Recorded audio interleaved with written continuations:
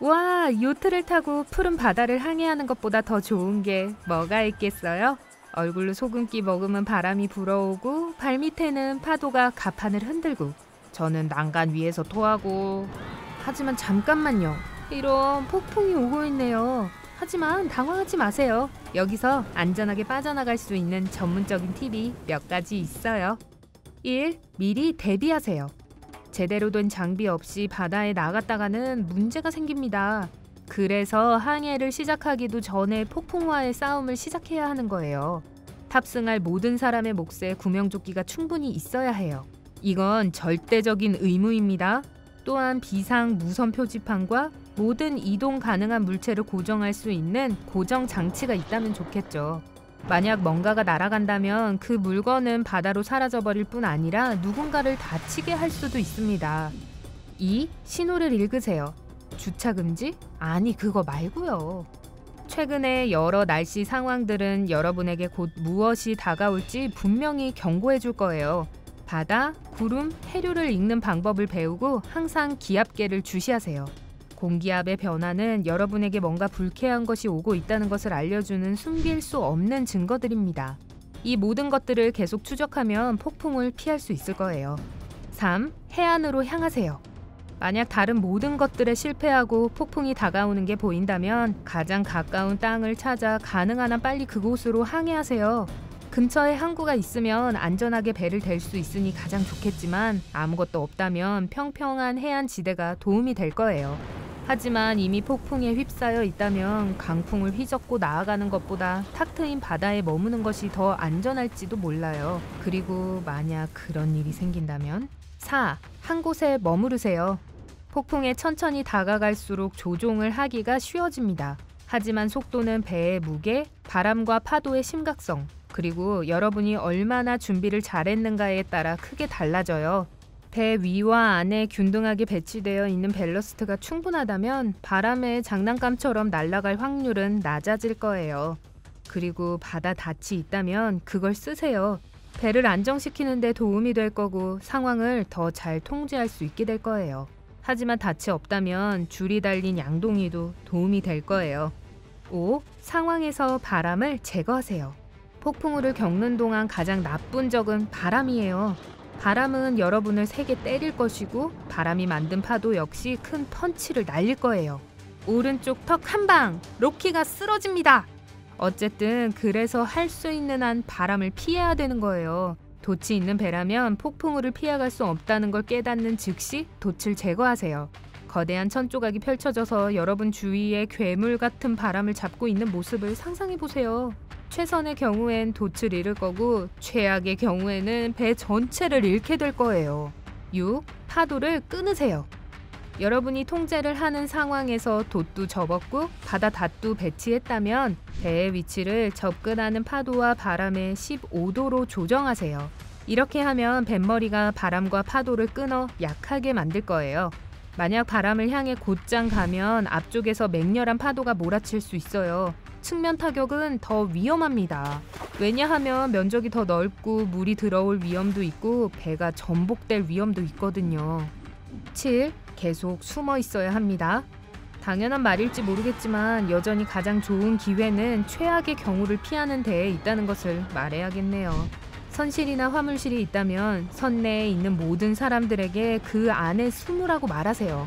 배를 얼마나 능숙하게 조종하든 간에 항상 파도가 갑판에 서 있는 사람을 던질 만큼 배를 세게 칠 가능성이 있습니다. 8. 모든 것을 묶어두세요. 앞서 말했지만 강조할 수밖에 없네요. 갑판, 객실 및 화물실에 있는 움직일 수 있는 모든 물체들은 단단히 묶어서 고정해 두어야 합니다. 이상적으로는 바람과 파도에 밀려 해를 끼칠 수 있는 모든 것들을 제거해야 하지만 그건 불가능하니까 날씨가 심하게 안 좋을 때 움직이지 않도록만 주의해 주세요. 물건을 단단하게 고정시켜 놓으면 물건도 안전하게 지키고 승객들도 위험에 빠뜨리지 않게 됩니다.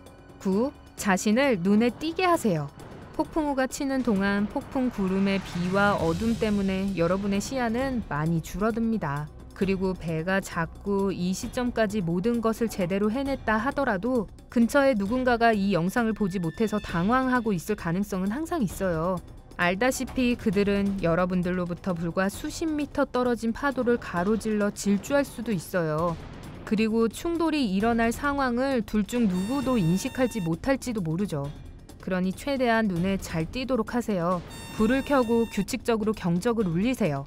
이렇게 하면 주위 사람들에게 여러분이 여기 있다는 것을 알려 충돌을 피할 수 있을 거예요. 10. 조난 신호를 보내세요. 상황이 좋지 않게 흘러간다는 걸 알게 되었다면 라디오 송신기를 켜서 구조 요청을 하세요. 폭풍우가 몰아치는 동안 조명탄을 쓰는 것은 좋은 생각이 아니에요. 잘 안 보이거든요. 그래서 무선 신호가 최선의 방법이죠. 만약 누군가가 신호를 포착하면 좌표를 알려주고 그대로 계세요. 그 자리에서 멀리 항해한다면 여러분을 쉽게 찾을 수 없게 됩니다. 11. 안전을 확보하세요. 이제 정말 큰일 났으니 여러분은 도움을 기다리면서 탑승한 사람들이 안전한지 확인해야 합니다. 먼저 여러분 자신이나 다른 사람들을 당황하게 하지 마세요. 모든 중대한 상황에서와 마찬가지로 공황은 상황을 악화시킬 뿐이에요. 탑승객들을 진정시키고 넘어져서 다치지 않고 어딘가에 안전하게 있도록 지시하세요.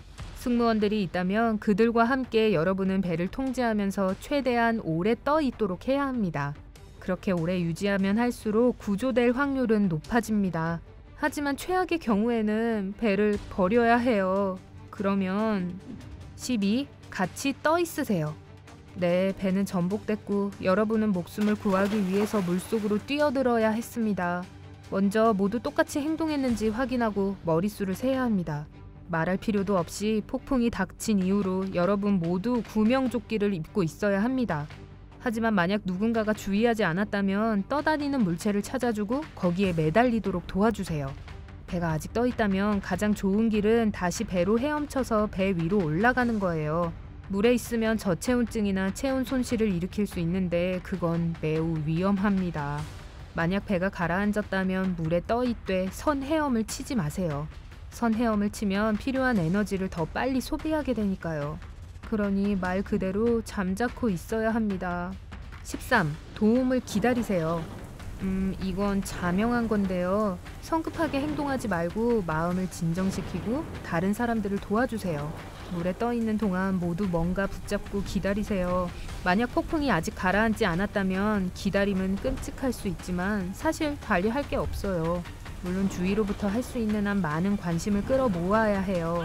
그러니 할 수 있다면 조난 호출을 하고 다른 방법도 쓰세요. 무엇이든지요. 14. 손실을 다시 계산해보세요. 하지만 조금 되돌아가서 배가 전복되지 않았다고 상상해봅시다. 이렇게 되돌릴 수 있어서 다행이네요. 어쨌든 여러분과 여러분의 배는 온전하게 폭풍우에서 살아남았어요. 하늘은 맑아지고 최악의 상황은 마침내 끝났습니다. 하지만 아직 오예 하며 기뻐할 때는 아니에요. 문제는 배가 던져지고 두드려 맞아서 망가졌을 수도 있다는 겁니다. 그러니 문제가 있는지 가능한 한 빨리 확인하세요. 먼저 선체에 구멍이 있는지 확인하세요. 그리고 빌지 펌프가 잘 작동하는지, 배수구들이 정말로 물을 잘 배수하고 있는지 확인해야 돼요. 만약 뭔가가 정말로 잘못됐다면 필요한 수리를 즉시 하세요. 또 다른 폭풍이 언제 일어날지 알 수 없으니까요. 15. 더 이상의 피해를 피하세요. 배를 손보고 승객을 돕는 일이 끝났다면 해안으로 조심스럽게 가세요. 폭풍우가 내린 후 특히 근처에 강이 있다면 물에 잔해들이 떠다닐 수 있어요. 파편들은 때로 물의 흐름에 끌려 다소 빠른 속도로 이동할 수 있지만 물속에 정지되어 있는 물체조차도 여러분의 배에 위협이 될 수 있어요. 예를 들어 갑자기 떠다니는 통나무와 마주친다면 통나무가 선체에 손상을 주거나 심지어 구멍을 낼 수 있어요. 그러니 주의하세요. 16. 물속에 있지 마세요. 마침내 심한 폭풍우에서 살아남고 나면 항해를 계속할 준비가 되었다고 단정짓지 마세요. 그런 시련을 겪은 뒤에는 지쳐있을 거고 더 나아가기 위해서 휴식이 필요할 거예요. 하지만 이 휴식은 절대 무리해서 하지 않도록 하세요. 앞서 말했듯이 다음 폭풍이 언제 올지 알 수 없고 솔직히 말해서 손상되었을지도 모르는 배에서 지친 여러분이 다른 폭풍을 견뎌낼 가능성은 희박합니다. 그러니 가장 가까운 항구로 가서 완전히 휴식을 취하고 난 후에만 바다로 돌아오세요. 그런데 축하해요. 폭풍우를 이겼으니 스스로를 아주 노련한 뱃사람이라고 칭해도 되겠네요. 오늘 새롭게 알게 된 것이 있다면 영상에 좋아요를 누르고 친구와도 공유해주세요.